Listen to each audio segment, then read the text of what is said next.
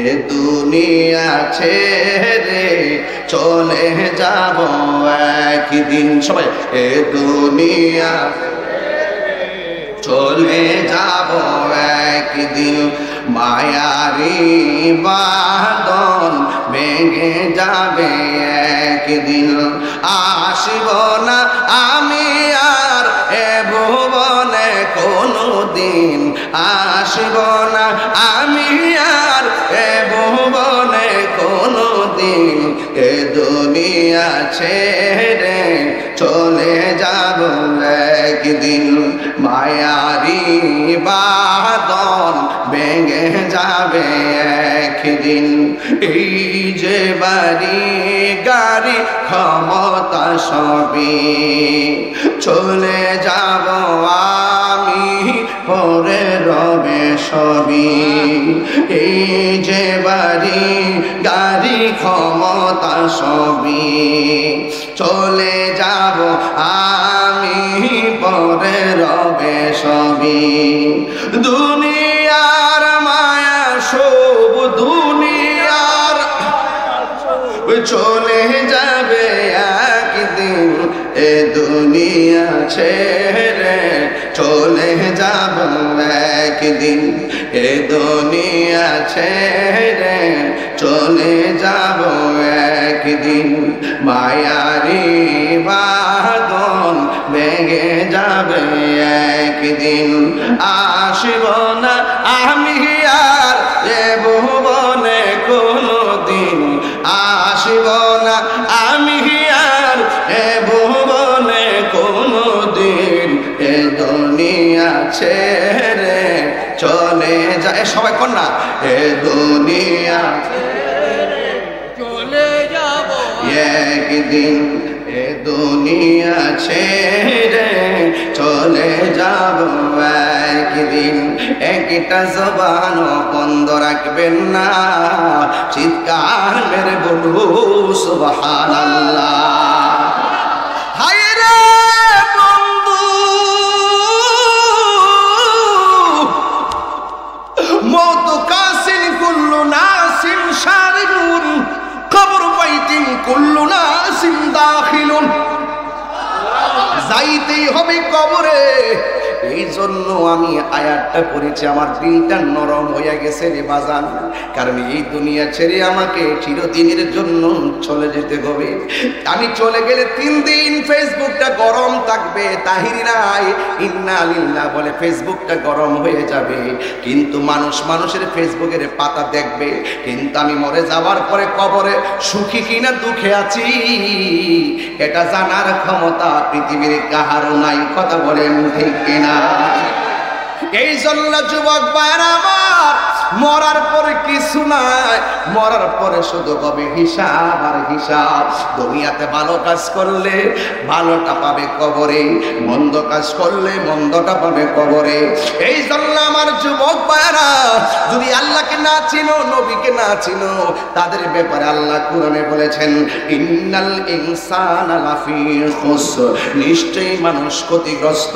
আল্লাহর বিধান না মানলে ক্ষতিগ্রস্ত, নবীর কথা না শুনলে ক্ষতিগ্রস্ত। গভীর মনোযোগ, আমার নারায়ণগঞ্জের বাবা, ও বন্দরের বাবা, গলাচিপার বাবা, চাষারার বন্ধুরা, ডিআইটির বন্ধুরা, যে যে জায়গা থেকে এসেছেন, দেওবুকের বাবারা, জালপুরীর বন্ধুরা, সবাইকে আমি বুকে নিয়ে শুধুমাত্র একটা কথা আপনাদের কাছে জানতে চাই। জবানটা উঁচু করে বলবেন হায়াতের মালিককে। সন্দেহ আছে? এখন প্রশ্ন হলো তাহির হুজুর আল্লাহকে। আরে বাবা, আল্লাহকে আপনি জানেন না? হয়তো অনেকে জানেন, কিন্তু আল্লাহকে অনেকে মানে না। যদি মানতো তাইলে কোনোদিন মানুষকে খুন করতে পারতো না। কথা বলেন ঠিক কিনা? যদি ভালো করে হৃদয়ে ধারণ করতো তাইলে সেই মানুষটা কোনোদিন আল্লাহর সঙ্গে নাফরমানি করতে পারতো না। আমরা অনেক সময় ভুলে যাই। এই জন্য আল্লাহ নিজের ব্যাপারে আল্লাহ কোরআনে বলে দিয়েছেন, হুয়াল্লাহুল্লাযী লা ইলাহা ইল্লাহু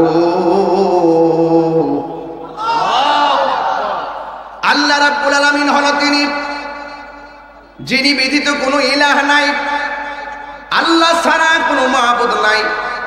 ও যুবক, ইতিহাস প্রমাণ করে এমন কোনো দিন নাই অন্য ধর্মের মানুষ কালিমা পড়ে মুসলমান হচ্ছে না। আমি আজকেও শুনেছি, আজকেও আমি গুনাহগারের কাছে একটা হিন্দু ছেলে কালিমা পড়ে এই মাহফিলে মুসলমান হবে। আলহামদুলিল্লাহ, মারহাবা জোরে বলেন। যুবক ভাইয়ের আমার, আল্লাহ রাব্বুল আলামিন কোরআনে বলেছেন, ইন্নাদ দীনা ইনদাল্লাহিল ইসলাম।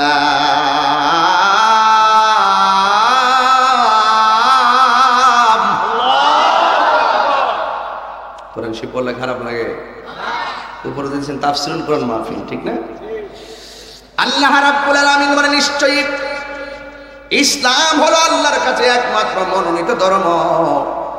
এই জন্য আমার আল্লাহ হলো মালিক, আল মালিক, আসসালাম, আল মুমিন, আল মুহাইমিন, আল আজিজ, আল জব্বার, আল মুতাকাব্বির, আল মুহাইমিন, আল আজিজ, আল জব্বার। জোরে জোরে কে সুবহানাল্লাহ বলা যাবে না? তাইলে সেই মালিক আমাদের স্রষ্টা, যিনি আমার হায়াতের মালিক, যিনি আমার মওতের মালিক। এই জন্য আমার যুবক ভাইরা, পৃথিবী এমন একটা পৃথিবী, এসেছি জমিনে চলে যাওয়ার কোনো গ্যারান্টি, যে কোনো মুহূর্তে আমাদেরকে সবাইকে চলে যেতে হবে। এই মাহফিলটা আজকে দেখলাম প্রায় 21তম মাহফিল। ইতিহাস প্রমাণ করে 21তম মাহফিলটা আজকে পরিপূর্ণ। কিন্তু অনেক মানুষ 21 বছরের ভিতরে এই মহল্লার অনেক মুরব্বী কবরে এতিম হয়ে পড়ে আছে। হয়তো কবর করলে বাঁশগুলা পচার আগে তার দেহটা পচে গেছে, এমন ইতিহাস আছে না? এই জন্য আমার যুবক ভাইয়েরা, আমার মুরব্বী আব্বুটিরা, সব কিছুর মালিক আমার আল্লাহ। আল্লাহ রাব্বুল আলামিন কোরআনে বলে দিয়েছেন, ওয়া হুয়াল গফুরুল Wadud.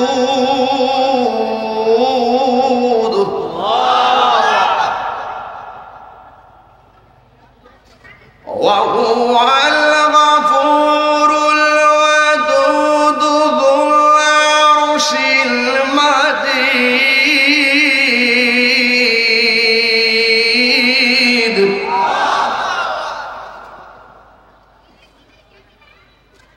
He is the forgiving and loving. আল্লাহ হলো প্রেমময়, সুবহানাল্লাহ বলেন। আল্লাহ হলো ক্ষমাশীল। আল্লাহ কি? ক্ষমাশীল। এই জন্য he is the forgiving and loving. অপরাধ করার পরও গুনাহ মাফ করে দেয় একজন, জবান খুলে কোন তিনি কে? এই জন্য যুবক ভাইয়েরা আমার, আল্লাহ রাব্বুল আলামিন কোরআনুল কারীমের মধ্যে বলে দিয়েছেন, মিনহা খালাকনাকুম ওয়া ফিহা নুঈদুকুম ওয়া মিনহা নুখরিজুকুম তারাতান উখরা। পৃথিবীর মানুষ, যিনি আমরারে বানাইছে, তিনি আমরা আবার লইয়া যাইব এমন একটা জায়গায় আমাদের চলে যেতে হবে, যেই জায়গার নাম হলো কবর। এই আল্লাহ রাব্বুল আলামিন কোরআনে বলে দিয়েছেন, কাইফা তাকফুরুনা বিল্লাহি ওয়া কুনতুম আমওয়াতান ফাআহইয়াকুম সুম্মা ইউমীতুকুম সুম্মা ইউহয়ীকুম সুম্মা ইলাইহি তুরজাউন।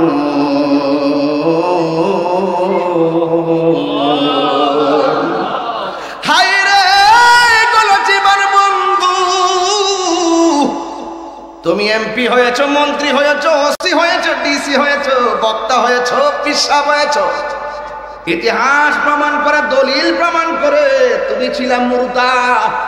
আমার আল্লাহ তোমার এই মুর্দা দেহের ভিতরে দেহ ঢুকাইয়া দিয়েছে বলেই জবান দিয়ে কথা আসে। একদিন যখন দেহের ভিতর থেকে প্রাণ পাখি চলে যাবে, হাতও লড়বে না, পাও লড়বে না, জবানও লড়বে না। কথা বলেন বাবা, ঠিক কিনা? এই জন্য আমার আল্লাহ রাব্বুল আলামিন আমাদের ভিতরে রূহ দিয়েছেন। রূহ দেওয়ার পরে দুনিয়ার ভিতরে আমি এসেছি, আসার পরে এক একজন টিনের ঘরের মালিক হয়ে গেলেন। কেউ আমার পাশে আছে 10 তালা বিল্ডিং, কত 1 2 3 কতজন বলতে না, 7 তালা কত টাকা? 6 তালা।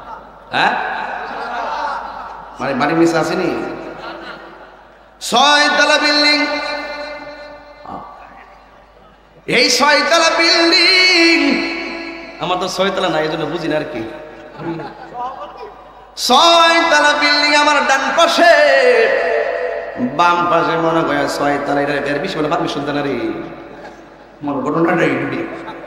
7 তালা না, 7 তালা 6 তালা দেখা যাইতেছে। মাশাআল্লাহ, এই 7 তালা বিল্ডিং এর মালিক বলতেছে আল্লাহ আমারে 7 তালা মালিক বানাইছে। আবার কেউ টিনের ঘরের মালিক হয়ে বলতেছে আল্লাহ আমারে টিনের ঘরের মালিক বানাইছে। আবার কেউ 10 কোটি টাকার মালিক হয়ে আমারে 10 কোটি টাকার মালিক বানাইছে। আবার কেউ 1 লক্ষ টাকার মালিক হয়ে আমার আল্লাহ 1 লক্ষ টাকার মালিক বানাইছে। কেউ ফুলাও কুরমা খায়া আমি ফুলাও কর্মা খাওয়ার তৌফিক দিয়েছে। কেউ শুটকির ভর্তা খায়া বলে আমি শুটকির ভর্তা খাইয়ে চলতেছি। যার যেটা আছে সেটা নিয়ে এসে আল্লাহর শুকরিয়া আদায় করতেছে।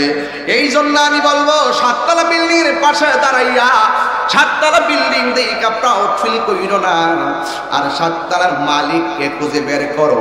যদি প্রশ্ন করে এই জায়গার মালিক কেডা, কই আমার বড় বাপে। এই জায়গায় বিল্ডিং তুলছে কেডায়, কই আমার দাদা। এখন বিল্ডিং এ থাকে কেডায়, কই আমার বাবা। এরপরে প্রশ্ন করবেন আপনার বড় বাপ কোথায়, ভাই বড় বাপ তো দুনিয়া ছেড়ে চলে গেছে। এই জন্য বিল্ডিং এর পাশে দাঁড়াইয়া আনন্দ না কইরা আর ওই লোকটার কবরের পাশে যাইয়া চিন্তা করবেন আর বলবেন আমার বড় বাপের আসল জায়গাটা যে ঘর, আসলে কোটিপতির ঘরটা যে ঘর হবে, রাস্তার রিক্সাওয়ালার ঘর সেই ঘর হবে। জবানটা খুলে কোন সেই ঘরের নাম কি? তাইলে আপনি বিলিয়ন মিলিয়ন ট্রিলিয়ন আবার রাস্তার ফকির হন না কেন, সবার একটা ঘর, যেই ঘরটা হলো মাটির ঘর। আল্লাহ বলে আমি আল্লাহ একটা থাবা মাইরা তোর সব কিছু শেষ করে দিমু, সব কিছু শেষ করে দিমু। সব যখন শেষ করে দিবে, অনেকে মনে করে মরে গেলে সব শেষ।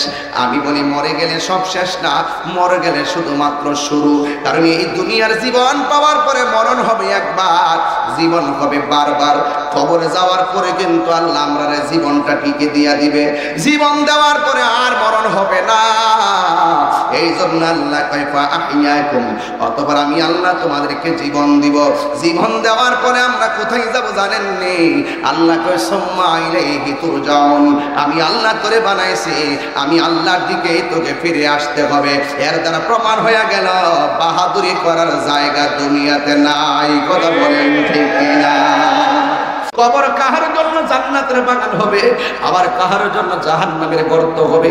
আমার নবী বলে 3 নম্বর শাস্তি হলো ওই কবরের ভিতরে কি দেওয়া হবে জানেন? বিষাক্ত সাপ ঢুকায় দেওয়া হবে। যেই সাপটার দৈর্ঘ্য হলো 450 কিলোমিটার লম্বা, মাথার চুলগুলা হলো মহিলাদের চুল, গায়ের মধ্যে দুর্গন্ধ, দাঁতগুলা 70 গজ লম্বা। এই সাপটা তোমার কপালে সুবল দিবে না, এই সাপটা তোমার নাভির মধ্যে সুবল দিবে।